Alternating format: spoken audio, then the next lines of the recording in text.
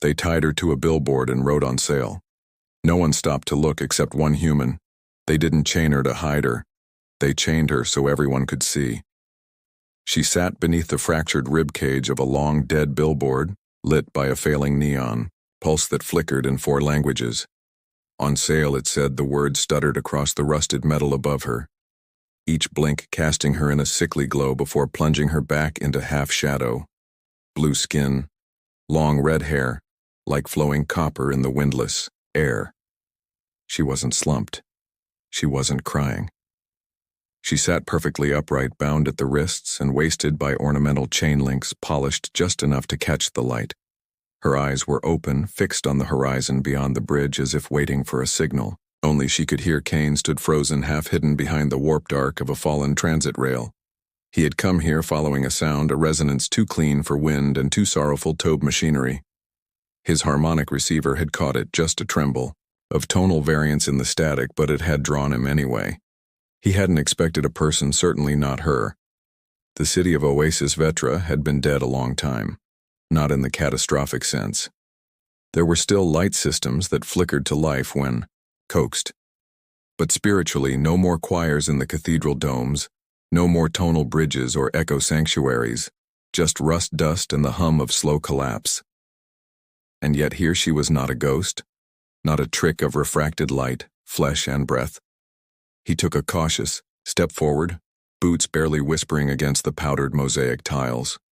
The beam above her groaned in rhythm with the billboard's light, and for one brief second the world paused. Light on her face illuminated, light off. A statue lost a time. Her eyes shifted, not startled, just aware. She tracked his approach like a mirror does movement, detached, watchful, as if she'd long stopped expecting mercy and was simply noting his presence.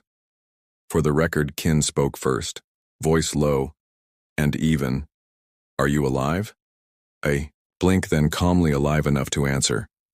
Her voice didn't match the image. It was steady, precise, like someone trained for negotiation or ritual. Not a plea, not a performance, just the truth stated plainly. "Do you need help?" he asked. Another pause. "Would it change anything if I said yes?" He glanced at the glowing sign above her, his jaw tightened. "Maybe," he said. She tilted her head. Not mockery, not curiosity, more like fatigue pressing against civility.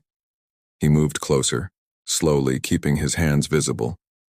She didn't recoil, but he noticed the minute tension in her arms, like a string pulled taut. Her wrists bore no fresh blood, but the skin beneath the decorative shackles was worn, the kind of abrasion that came from time, not struggle. "Who left you here?" he asked, crouching down. "It didn't leave me," she said. "They placed me in this." He gestured to the sign. "A warning," she replied, "or perhaps a receipt." He studied the inscription.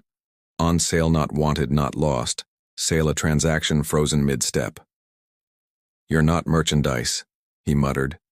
"No longer," she said. "I was considered aesthetic surplus with depreciated trade value." The words used were disposed discreetly. Kane swallowed hard. She noticed. Of course she did. "Are you going to unchain me?" she asked. "Or just stare until I expire?" There was no venom in her tone, just the dry, tired cadence of someone who had run out of dignity to lose. Hune hooked the art cutter from his belt. The chains weren't heavy duty. Why would they be? She was never meant to fight, just to sit still and decorative, like a living exhibit. One flick of the tool, and the wrist clamp snapped open with a soft hiss. She didn't move. Even after Thalast's shackle fell, she remained seated, eyes forward, posture unchanging. Kane offered a worn thermal blanket. She accepted, it in silence, wrapping it tightly around her shoulders. Not out of modesty, but as if the warmth itself might vanish if she didn't hold it close enough. "My place isn't far," he said. "Standing, I can offer food. Heat. It's not much." But she rose unsteadily. To her feet, her legs trembled, knees slow to unlock. She didn't stumble. She corrected herself, mid-waver spine, straightening until she looked taller than she was. "I'll walk," she said. They didn't speak much on the way back. The city loomed around them, its domes cracked open to the stars. Once mirrored halls reduced to scaffolding and silent monuments. In the far distance, a rail cart clicked somewhere in the dark half. Sentient automation still going through the motions of a world that had moved on Kane's shelter was a sound lab buried beneath a former echo chamber, a cavernous subly, once used for acoustic testing. Now it housed a low mattress, a salvaged heating, coil instruments laid out like surgical tools, and a water rig built from 3 different civilizations' parts. He gestured for her to sit wherever she wished. She chose the corner farthest from the entry, curling onto the floor with her knees drawn, up under the blanket, eyes tracking every inch of the room. Kane busied himself making stew-dried ration packs cut with synth oil and a few withered herbs from his hydro box. He kept one eye on her. She hadn't spoken since they left the billboard. When he offered her a bowl, she hesitated. Hands hovered near it, then she took it, both hands gripping too tightly. The first bite made her eyes widen.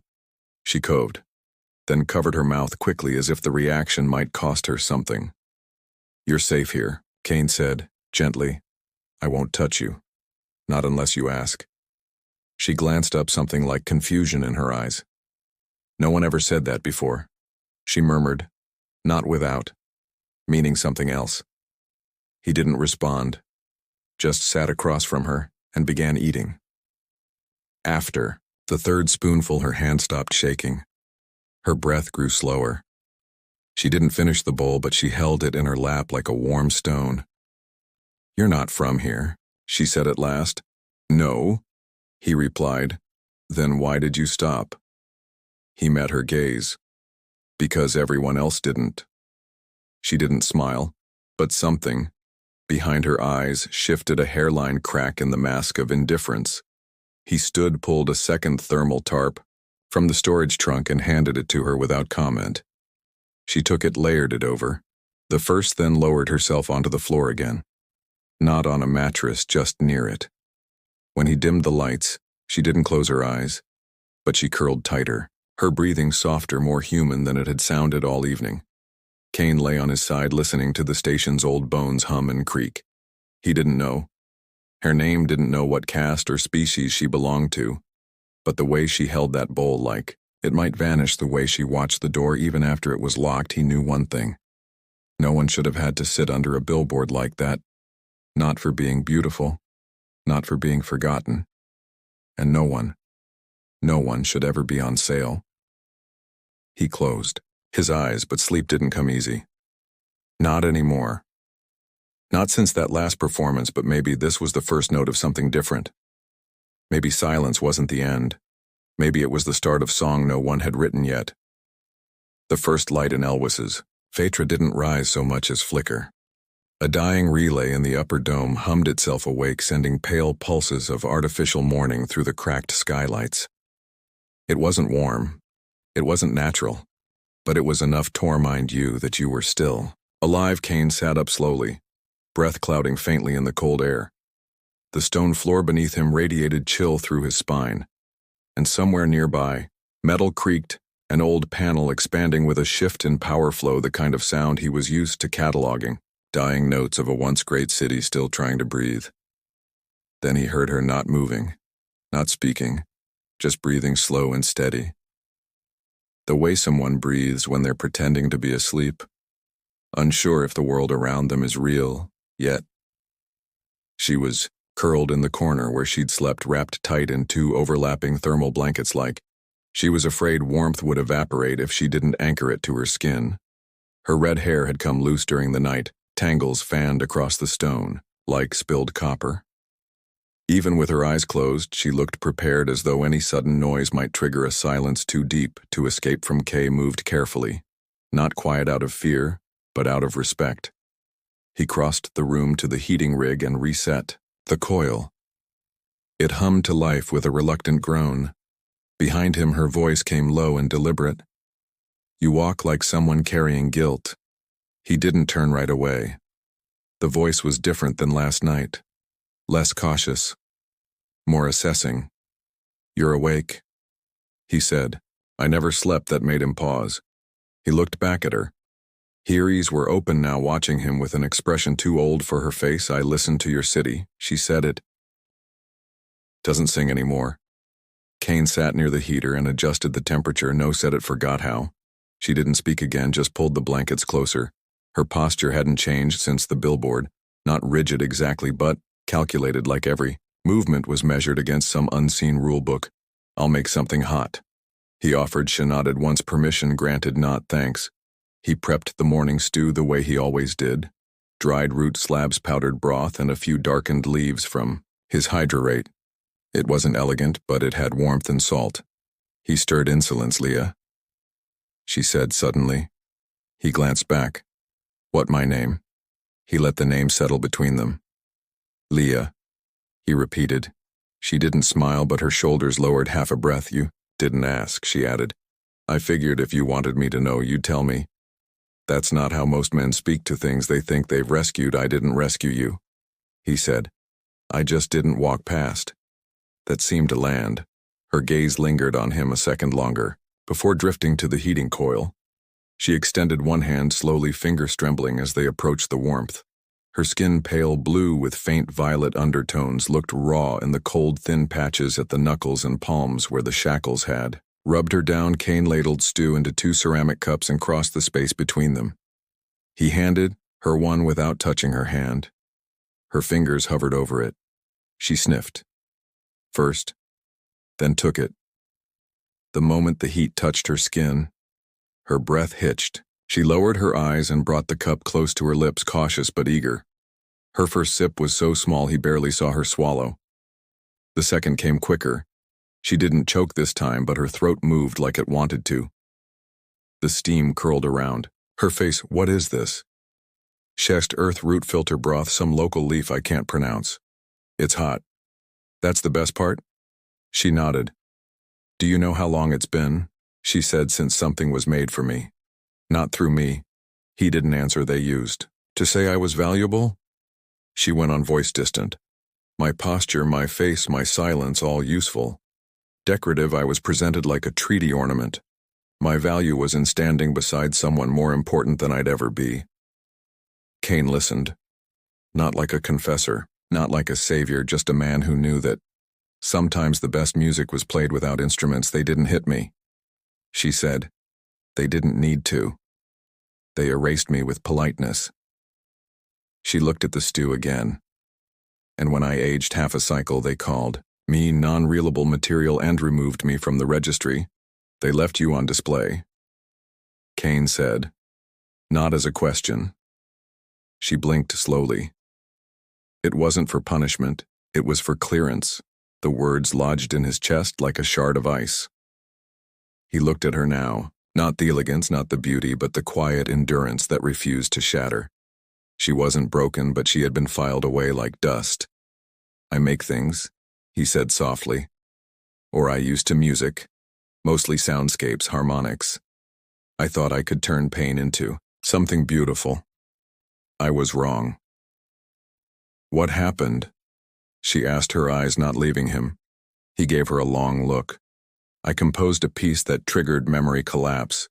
It was supposed to help with grief. Instead, people cracked. Some never recovered." He didn't say more. He didn't need to. Leah stared at him, not with judgment, but with quiet understanding. "They used to say I was good for making others comfortable," she said. "But no one ever asked what comfort meant to me." There was a long silence. Kane handed her a cloth square and gestured to her hands. "You're trembling." She looked down as though noticing it for the first time. The cup had long since emptied, but she was still holding it like it might vanish if she let go. She took the cloth, wiped her fingers, one by one with care. Then slowly she set the cup aside. "I want to move," she said, "today." He tilted his head. "Moo, I can't sit anymore, not for another hour, not after last night." "You haven't eaten enough," he said. "You haven't rested." "Maybe not," she said. "But I've been still too long. My body needs to remember what living feels like."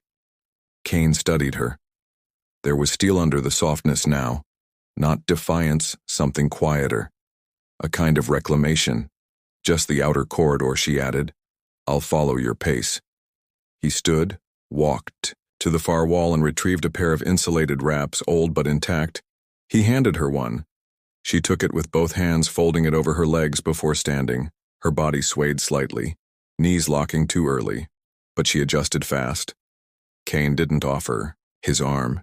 She didn't ask. Outside, the corridor was lit in dull orange from the emergency grid. Long strips of faded plastic lights, trailing like veins along the ceiling. The air smelled of coolant and rust. She kept pace with him, one careful step at a time. Her breathing stayed even, but her eyes drank in everything. The shadows, the cracked panels, the layered graffiti that read like a lost city's final journal. "You came here to be forgotten too?" she asked. Keenan stopped walking. "No, I came to remember, without hurting anyone." They reached a maintenance port half open and spewing mist from an overwork pipe. Kane checked the pressure valve, made note on his wrist pad. Leah watched in silence. Then softly, "Thank you." He turned. "For what?" "For giving me something." "Useless," she said, warmth, silence. "A place to sit without being seen as for sale." He nodded once. "Not out of pride, just acknowledgement. I'm not sure what I'm giving you in return," she added. "You don't have to give me anything." She looked at him a long time. "That's what makes it different." They walked back in silence, but something had changed. Not in the city, not in the walls, in the space between two people who had stopped being passengers in their own stories, and in that space, barely audible nearly, drowned by ruin, something like music had started to breathe again. The corridor whispered behind them as they stepped back inside. Not with voices or ghosts, just the old language of forgotten circuitry and aging metal breathing under strain. Every inch of Ellis's Vetra felt alive in the way a nearly drowned man still twitches in reflex. Not dead. Not yet, but close. Leia paused just past the threshold, one hand still lightly resting on the doorframe. Her body trembled, not from cold, but from effort. The short walk had clearly taxed her more than she let on. She refused help. Kane had offered her his arm once halfway back, but she'd only answered with a look that said, "Don't make me say no out loud." He didn't ask again. Now she leaned against the wall with all the grace of someone pretending not to. Her chest rose in shallow breaths. Kane could hear the tremor just beneath her silence, like a string stretched too tight across a frame. She wasn't breaking, but her balance was delicate. "I'll get water," he said, voice low. She didn't respond. Not with words, just a nod. Kane turned toward the back of the sound chamber and retrieved a flask from the dehumidifier unit. The tap hissed faintly as filtered moisture flowed out, collecting into a metal cup. The scent of rust had faded, over time replaced by the mineral neutrality of engineered water. He returned and handed it to her. She drank slowly, smaller sips than before, more deliberate. When she was done, she handed it back with both hands, like returning something sacred. "It's strange," she said quietly, "to be tired from walking but not afraid." He watched her, uncertain if he should answer. She glanced up. "The places I walked before, they weren't mine. I didn't know what my steps meant or what they were supposed to signal to others. Here it's just ground, just stone. That's all it ever was," Kane said. "People just kept pretending it meant more." She eased down onto the edge of the mattress. Not a collapse, more like an experiment, testing softness, testing trust. The way her body settled said more than her words had all morning. Kane sat across from her on the floor, adjusting the portable amplifier he'd scavenged last week. Its interface flickered to life, spitting out faint static. He turned the dial until the pitch shifted into something almost harmonic, a remnant and is still echoing from the dome's acoustic panels. "You work with sound," Leah said, her voice softer now. "Worked," he corrected. Past tense. "What is that?" He turned the dial again, slowing the modulation until a single note emerged. A hollow, mournful hum vibrating through the floor. "Residual resonance," he said. Every dome was built with its own tonal code. Back when this city still believed sound had structure, she tilted her head. Structure. Each building was tuned to a different frequency.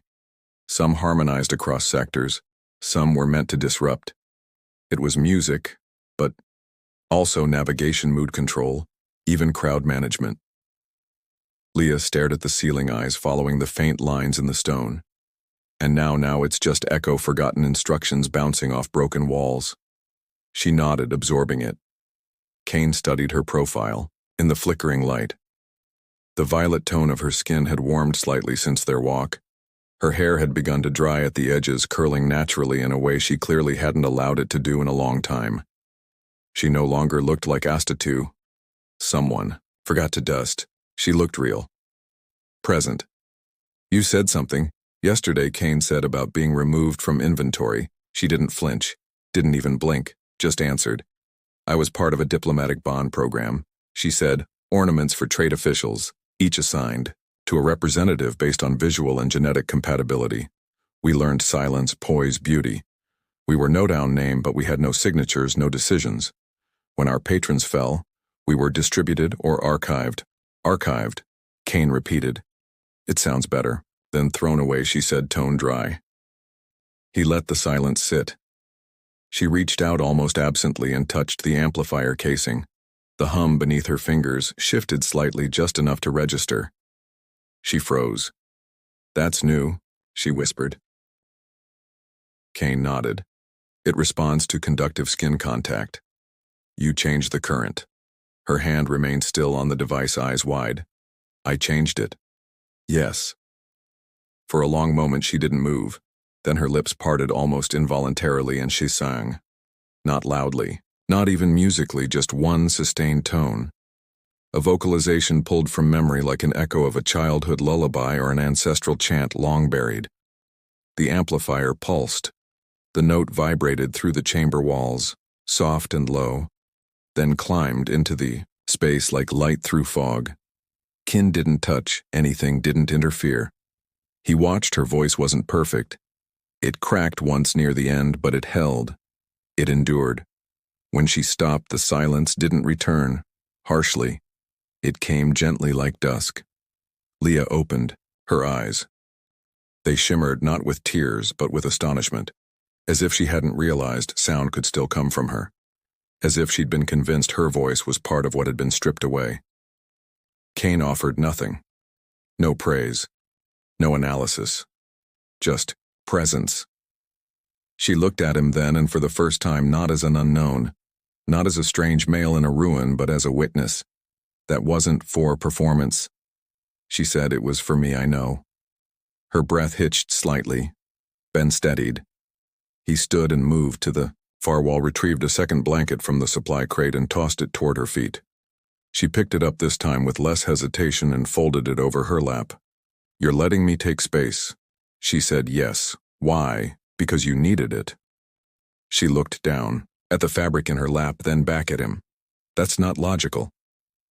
No, he agreed, it's human. That silenced her more than anything he'd said before. Not wounded. Silence, not programmed deference, just quiet. Thoughtful. Kane sat again. The amplifier still pulsed, faintly beside them in the background. Elise's Veeder creaked. Somewhere above their heads, one of the tuning bridges groaned as a cold current passed through. A harmonic vibration echoed faintly down the stairwell off-key. Irregular but alive. Leah turned, toward the sound, listening, not like someone trained to judge pitch, but like someone feeling something for the first time. And Kane, without moving, without speaking, knew something irreversible had happened. She had sung not for an audience, not for validation, for herself. In a city built for echoes, something new had entered the air. Not just noise. Not just memory. Choice. Voice. Presence. And for the first time in far too long, neither of them felt alone in it. The city was quieter that night, as if it, too, were listening. The broadcast had ended hours ago, yet a residue lingered, an energy that hummed beneath the walls and hummed beneath their skin. Leah sat alone in the upper chamber, knees drawn to her chest, staring at a spot on the far wall where the light caught a crack in the stone. The crack split upward like an old wound, jagged and unhealed, but still standing. Kane watched her from the hallway entrance back, braced against the doorframe, his hands still smudged with copper breeze from the wiring he'd reconnected that afternoon. He didn't want to intrude, but the silence between them had changed. It wasn't distance. Anymore, it was permission. He stepped inside. She didn't move, but her voice came quietly without looking at him. Do you ever feel like your past is still breathing down your neck even when there's no one left to carry it? He crossed the room and sat nearby. Not beside her, but close enough that she'd know he was there if she wanted him to be. Every time I closed my eyes, he said. Leah turned toward him, the line of her profile half lit by the broken glass window above. You never told me why you stopped composing. Kane let out a slow breath, his eyes drifting across the room. I never stopped hearing. That was the problem. She didn't ask again. She just waited. He reached into the satchel at this side and pulled something out. A small dented sound chip. The casing was scratched and heat-warped, but the markings were still faintly visible. Opus Veil, he said, turning it over in his fingers. The last piece I ever wrote. She didn't interrupt. It was supposed to be beautiful, he continued. A symphonic grief map. The idea was to layer harmonic frequencies that aligned with common neurological trauma responses. It would take the listener down into sorrow, guide them through it, then bring them out again clean. His laugh was bitter, except it didn't clean. It broke them. What happened? Leah asked. There was a live performance, Kane said. Crowd of almost 400 midway through. The third movement, people began crying, not quiet tears, sobbing. Some collapsed. One man screamed and clawed at his own face. A woman convulsed and had to be pulled out. One man died. Cardiac failure. Leah's brows drew together, not in judgment, but in shared ache.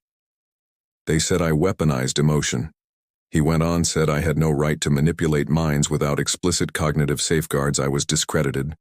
My work banned, my license revoked, and worst of all, they were right.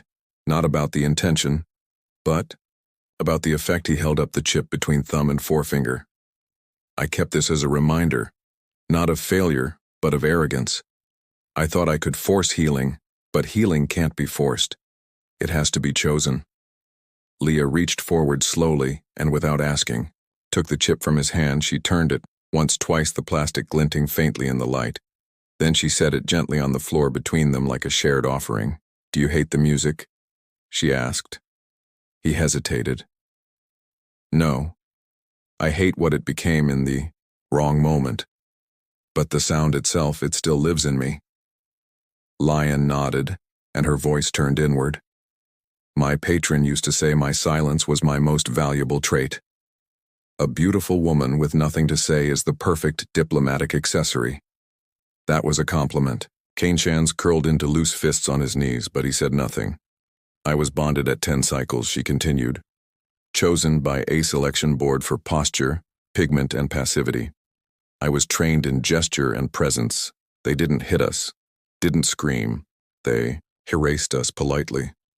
She reached for her own neck, fingers brushing the hollow of her throat. Miname wasn't used until I disobeyed. That's when I became a problem. When I flinched during a negotiation or forgot to lower my eyes fast enough. That's when they remembered I was a person, but not in a good way. Her voice grew softer but more certain. When he was stripped of his title, I was part of his liquidation. A footnote in a list of property holdings, non-resaleable ceremonial asset. They sold his ships, his estate, and me. She turned to Kane, then fully. I was warehouse filed under obsolete. They didn't even bother selling me for parts.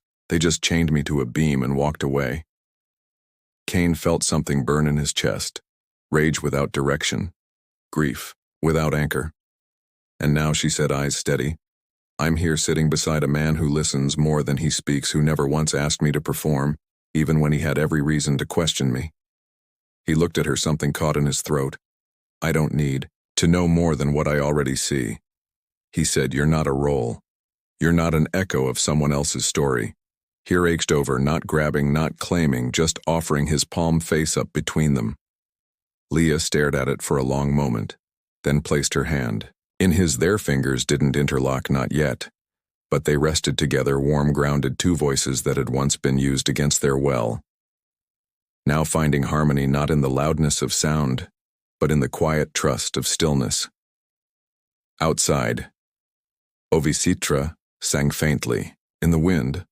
Broken domes, shifting old wires, humming echoes flickering between stone ribs and metallic bones. It was a city still breathing, and for the first time in cycles, so were they. The air in the dome had a charge to it now. Not just static, something, subtler, deeper, like the space itself had begun to expect something. The amplifier hummed faintly behind Kane, tuned low, echoing through the rib ceiling with the breath of a sleeping giant. Leah stood at the far edge of the chamber, one hand resting lightly on the transmitter array. Her posture wasn't rigid, but still not performative, not poised, just aware. She hadn't spoken since Kane explained what the signal spike meant. "They're coming," he had said.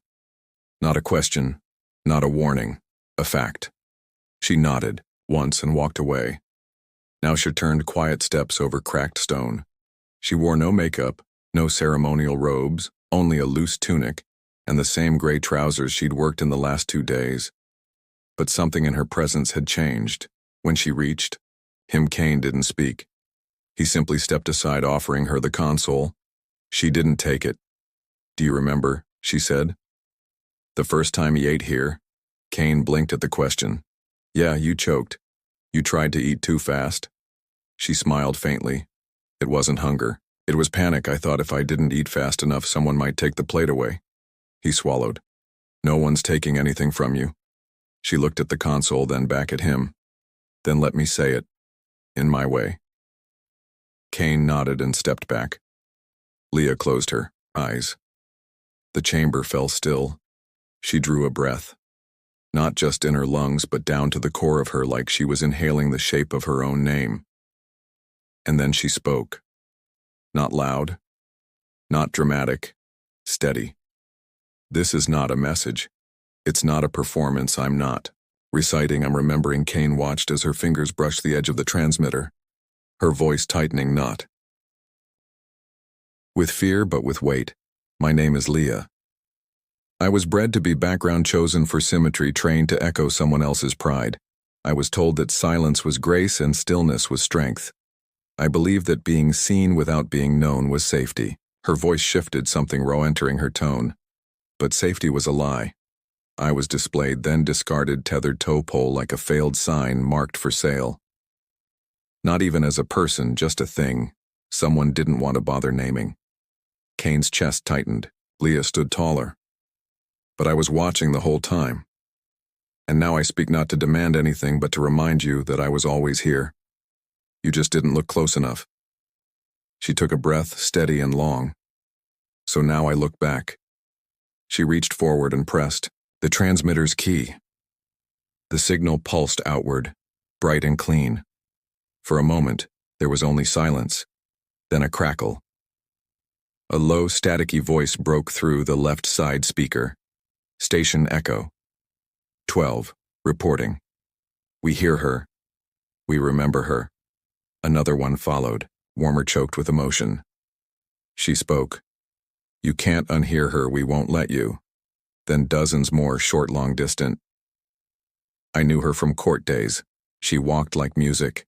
We archive voices. Hers will stay. Daughter says she wants to be brave like the Red Lady." Voice. "She's 7. Kane turned to Leah. Her hands were trembling slightly, not with fear but with something deeper. The weight off, finally matching. He approached slowly. "You okay?" She nodded, but tears welled at the corners of her eyes. "Why does it hurt so much to be seen?" He reached for her hand and took it, steadying her. "Because it means you're real, not just useful, and real things leave marks." She squeezed his hand tightly.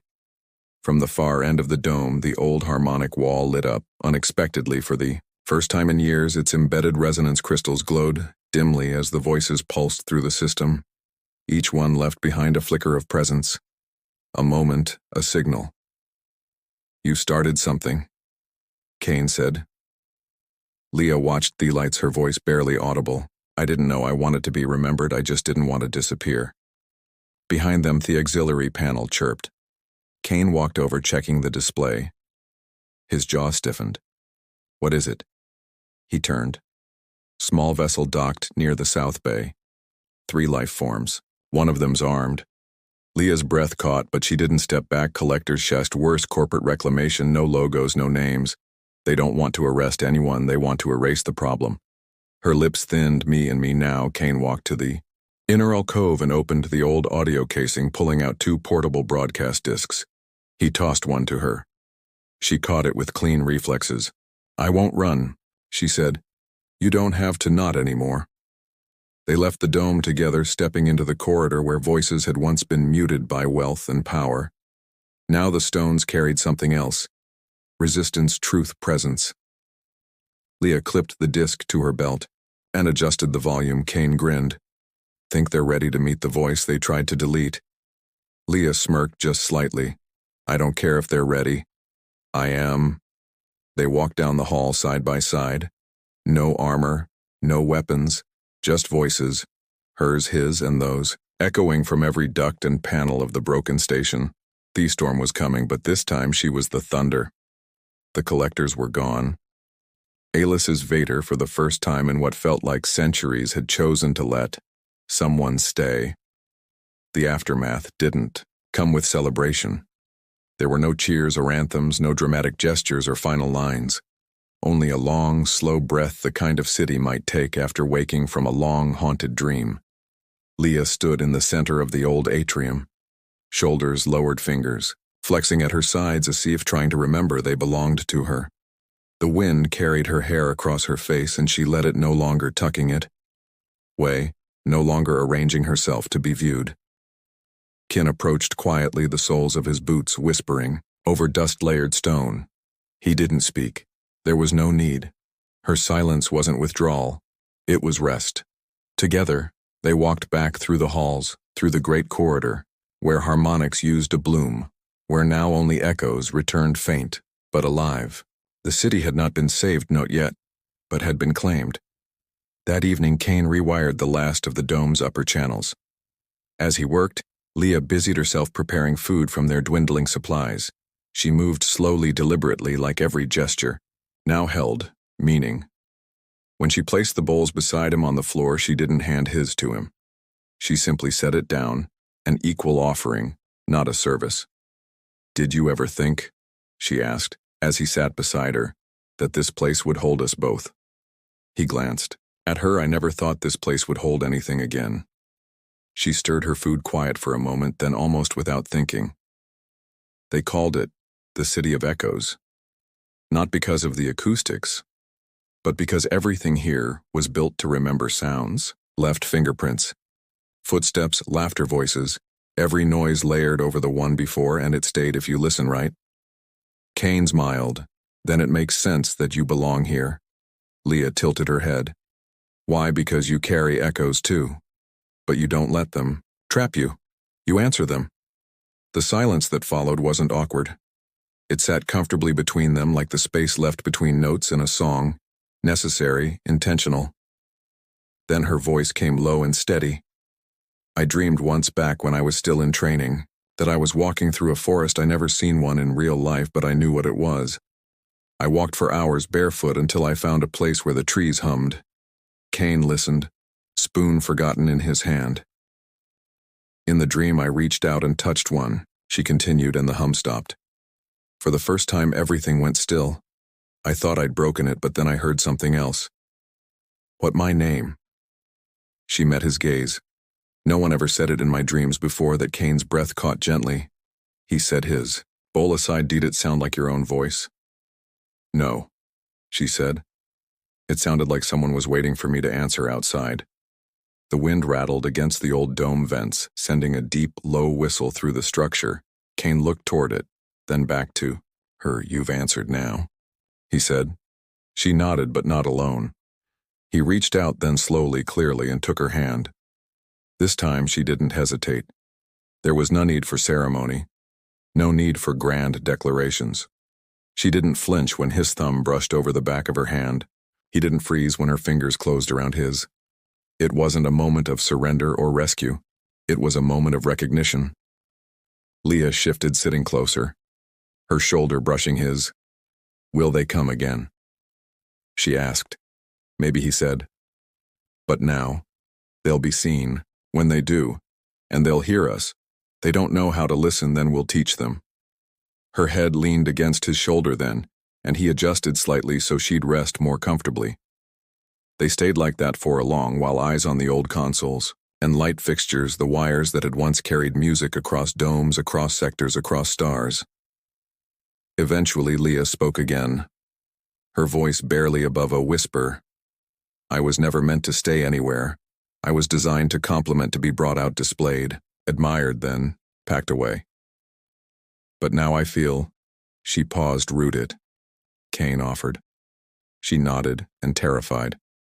What if I break it? What if I get used to this and lose it again? Kane turned to her, his voice quiet and steady. Then we rebuild together. A tremor moved through her, not from fear but from relief, the kind that shakes free the final remnants of a lifetime of bracing for loss.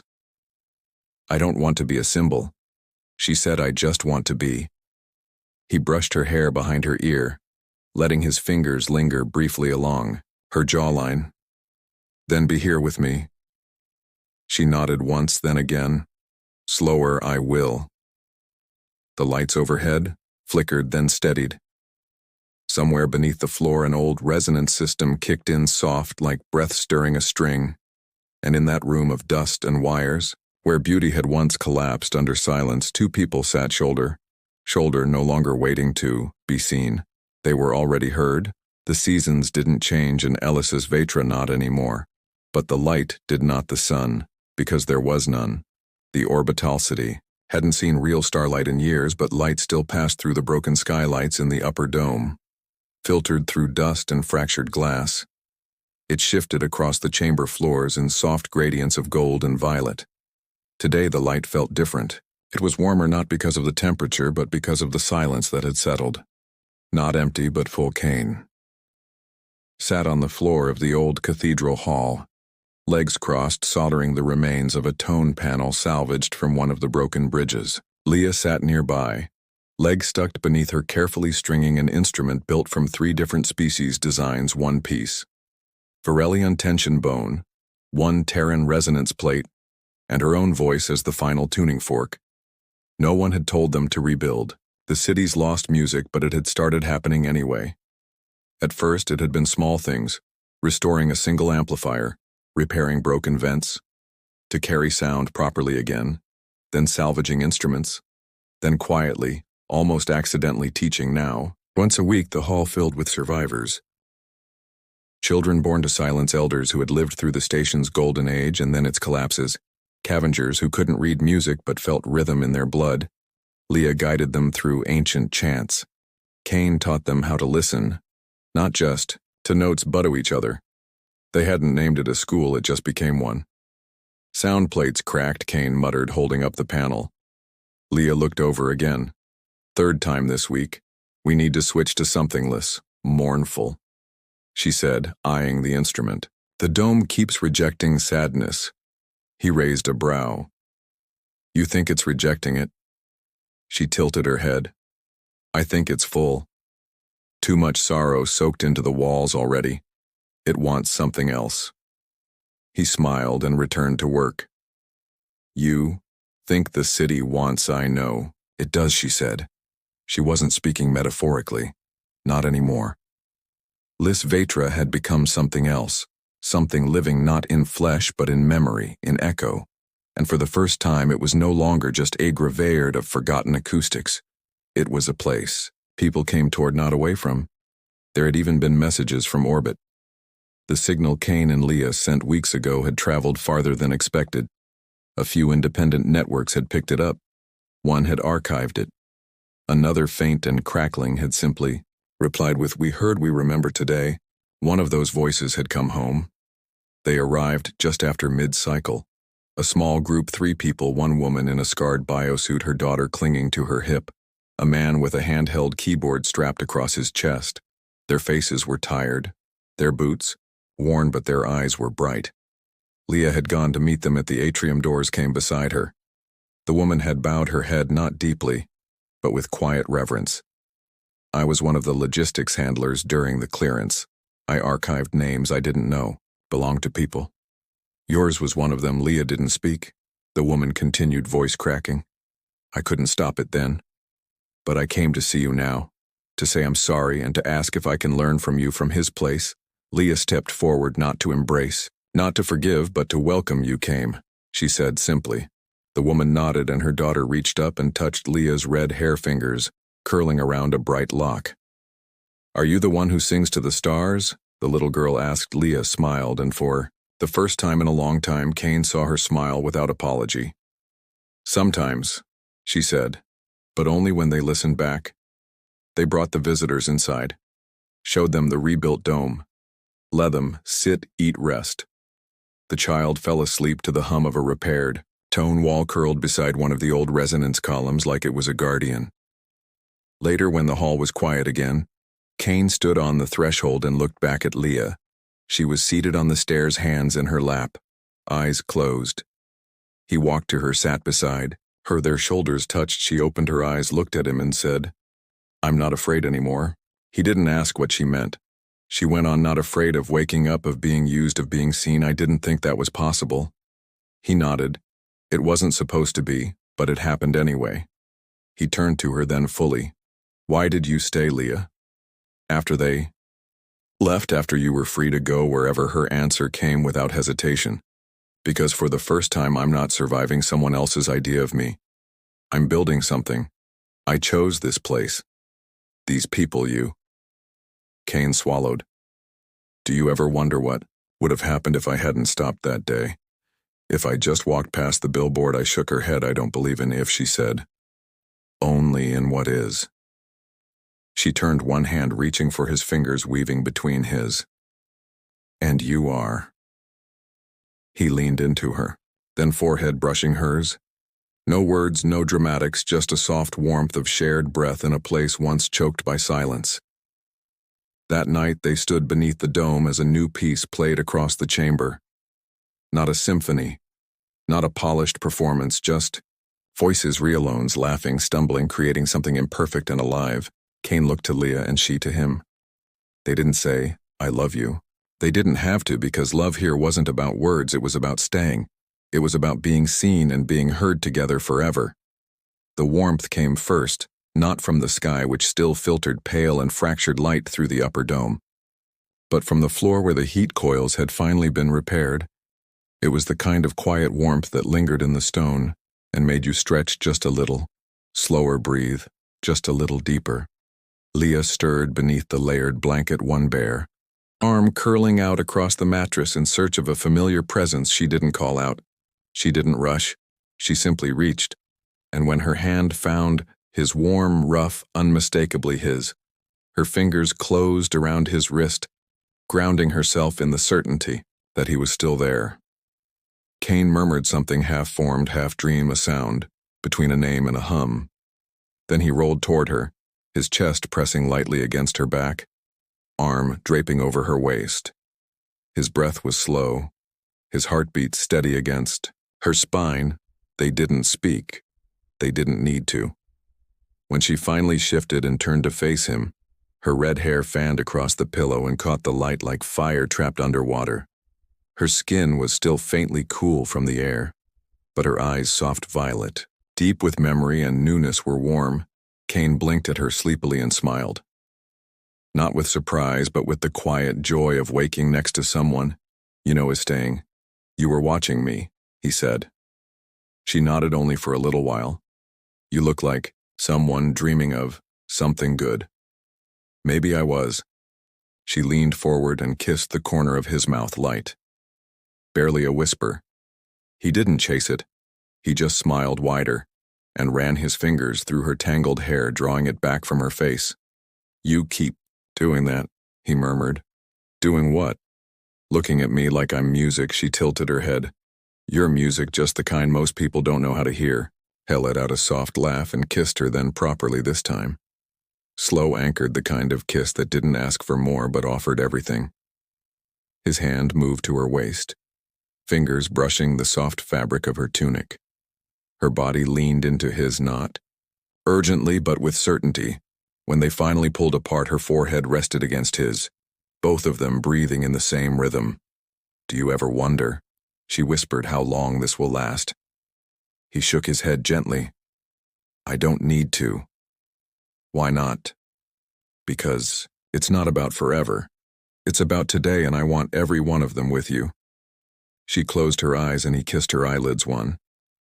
Then the other, like punctuation marks to a sentence only. They understood. The rest of the day unfolded in gentle patterns. They ate together shoulder to shoulder on the floor by the sun-warmed wall. She laughed when he spilled tea on his shirt, and he rolled his eyes dramatically when she tried to clean it with her sleeve.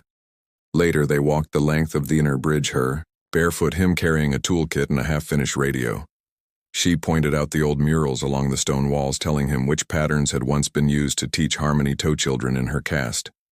He listened, not just to the words but to the softness in her voice, the way her past no longer weighed her down but wove into her present. By late afternoon they found themselves beneath the western skylight where Kane had installed the sound dish. The sunlight angled in sharply, now hitting the glass at just the right place to scatter 1,000 fragmented rainbows across the floor. Leah stepped in the colored light and turned slowly, arms half raised. This is the closest I've ever come to dancing, she said. Kane set the radio down. Then we should fix that. He walked over, took her hand and didn't lead. Just matched her. No steps, no rhythm, just movement, just presence. The city didn't H beneath them this time. It sang not in the old structured chords it once used to communicate instructions, but in something. Freer voices from nearby domes joined in faintly. A child's laughter echoed up through a vent. Someone whistled an off-key tune in the distance, and Leah smiled into Kane's shoulder. As they moved, and then, without warning, without hesitation, she pulled, back-cupped his face in both hands and kissed him again. This time fully. This time with her whole body behind it, not shy, not symbolic. Just a woman who had been silenced for too long, and now had 1,000 words to give, all of them, in the shape of this. Kane responded with a sound like a breath taken too late. He wrapped his arms around her and lifted her slightly, her feet rising just off the ground. She laughed into his mouth, kissed her cheek, her neck, the curve of her jaw where her skin pulsed gently beneath his lips. When they parted, she rested her forehead against his again. I've never kissed someone just because I wanted to, she whispered. He touched his thumb to her lower lip. Then we got a lot of time to make up for the day, drifted on, but they didn't mark it with clocks or bells. Just with more touches, more looks, a shared breath over dinner. A song hummed without fear of being heard, and when they curled into each other that night, the lights fading around them. There was no performance, no need to impress, only this, the rhythm of two people who had survived everything. They weren't supposed to, and now finally were allowed to simply love.